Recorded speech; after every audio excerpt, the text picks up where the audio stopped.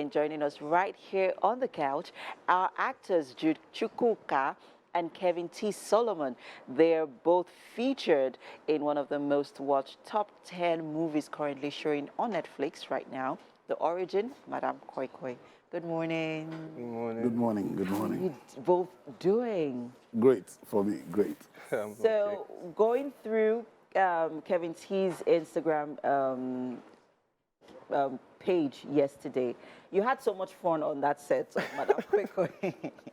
I mean, we did. I think you had so much fun. I had fun. Yeah, so talk to us quickly about, the process for, filming Madam Koikoi. So the process of filming Madam Koikoi, it was fun, but it was also slightly hectic because we were doing something that was, I think, never really done in Nollywood. We're going through uncharted territories and, yeah, telling a story that most Nigerians can relate to, but it's also a story that people haven't really tried to tell and tried to do it in our own way. We're shooting in mid in the night. No, we shot in Abeokuta. Yeah, we shot in Abeokuta. We shot mostly at night. We shot in the bushes.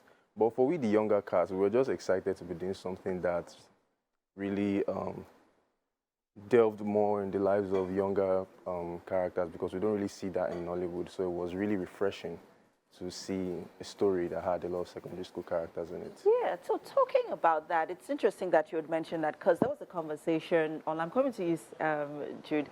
And there was a conversation online that sort of stirred a little bit of controversy, not so much, but it was a debate as to why older people are playing playing characters of school children. Why not get school children to play the character? Why get older people to play that character? So the way I see it, I feel like it really depends on the story and the kind of story we're trying to tell. Because for this particular story, there were a lot of very sensitive things that we're trying to talk about. Yeah. And it would not be appropriate to use actual teenagers to tell these stories. So that is why we did that. But I mean, the casting, in my opinion, wasn't really bad, because I mean, through good costuming and everything, we're able to still make these adults look like teenagers. And believably, yeah. And to be honest, we really weren't that old, at least at the time of filming. The guy that played ID, at the time of filming, he was technically still a teenager. At the time, he was 19 when we shot. So, okay. I mean, we weren't all that old. Okay. I mean, interesting. And Baba himself, the CSO. GCE. Having to, talk to us about, your character. I mean, you sort of went through different, in terms of story development, as a younger person, into the CSO in the movie. You went through different stages, with the story development. Talk to us about the process for you. It was challenging. Okay. It was challenging. I know I speak Yoruba, but this kind of story is not your everyday kind of story. So I saw myself going through the son of a traditionalist, but refused to identify with your background. Yeah, knowing the toll it took on my father, so to speak, Yeah. So I tried as much as I can to separate myself from what was happening there. I chose a new path for myself.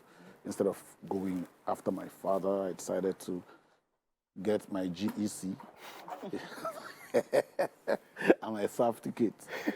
You understand? Yeah. So at the end, I realized that you can leave the thing, but the thing may not leave you. Yes.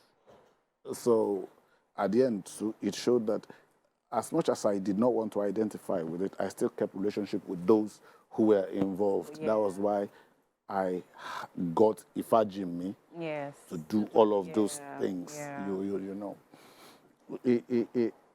it's challenging. It was challenging. of course. And I'll say this. This is a genre that is very unpopular in Nigeria. Yes, it is. Horror. Yeah. I greet Jay Franklin, for daring to be a trailblazer. And you see, the story was not character dependent. The story is good on its own. If anybody had taken that part, the story would have come out the same way. And that is why I dare to greet him. Say, guy, this story development doesn't depend on any character. On reading it, I laughed for like 1 hour after reading. I said, this thing.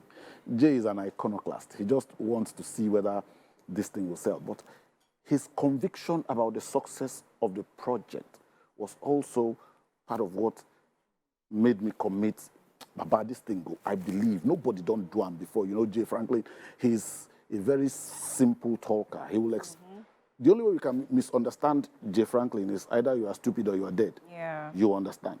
He will break the thing down for you, and you will see the impact of his ability to explain what he wants you to do on the project.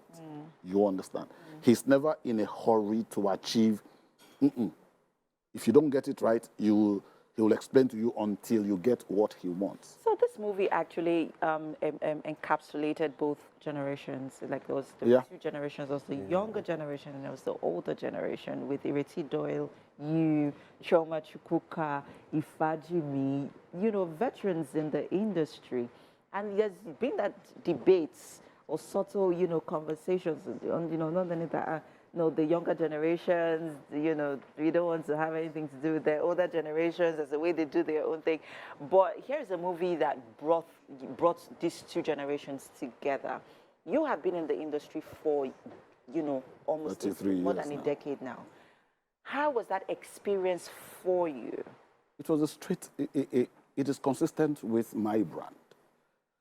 I am an older person, way older, and I do things for the younger generation. So it wasn't that difficult for me to flow, because it's more, if you check my handle, you see I do things that my friend will call me later and say, boy, don't you know you are old? And I say, no, you are old if you only agree you are old. Yeah. And as far as I'm concerned, working with the younger generation in whatever form has always been what I love doing. So when I saw that this thing is more like a conflict between two generations, it was something I was excited about, and you can see from the result. Yeah. Kelvin, I mean, the character that you played, or the role that you played, was a quite controversial one. So talk to us about the response so far. I know that your colleague, Chuks, there was a video of him getting harassed for the character he played, and you both played very, very similar roles. So talk to us about the responses so far. Well, thankfully, I haven't been harassed. I mean, we all saw it coming, even while filming. Then remember, Jay was always looking at us, they're going to hate you, they're going to feel for you. And I was like, oh, are we ready for this? And then when it came out, and me, Chuks, and Temi Dayo, three of us agreed that for a while, we must not be seen together in the same place because they will really lynch us. But so far, I haven't really been getting much response. I mean, just on Twitter, they'll be like, Tokumbo, Lady KoiKoi is coming for you. Madam KoiKoi will catch you. And I think it's a good thing that, I mean, it shows that we really, like, portrayed our characters really well. Because if you play a villain and people hate you in real life, that means you did a good job. Yeah, really. You did a good job. But I'm loving the response because, I mean, we're bringing awareness to the fact that characters like these actually exist and they need to be stopped. But as far as being harassed, Chuks is the only one that is collecting all the That's all the right now. All right. Great stuff. It was so good to have you guys here, and I mean, wishing you both all the best in your future projects. Thank you very Looking much. forward to what those projects are, and well, Madam KoiKoi, of course, the origin Madam KoiKoi is still in the cinema. Or still on Netflix, guys. Netflix. So you should go watch it. The show continues shortly. Are you a lover of karaoke? Do you want to see Kevin T. Solomon and Jude Chukwuka sing to one of your favorite songs? Well, I don't know. Yeah, but hey, we'll be right back. Stay with us.